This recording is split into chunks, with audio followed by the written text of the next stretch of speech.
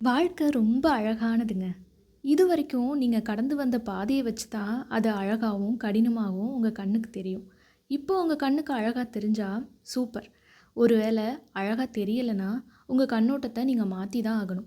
உங்க பாஸ்ட்ல என்ன வேணாலும் நடந்திருக்கட்டும். அது முடிஞ்சு போயிருச்சு. லைஃப்ல எல்லோருக்குமே கஷ்டங்கள் இருக்க தான் செய்யுது. அத அவங்க எடுத்துக்கிற விதம் தான் வித்தியாசப்படுது.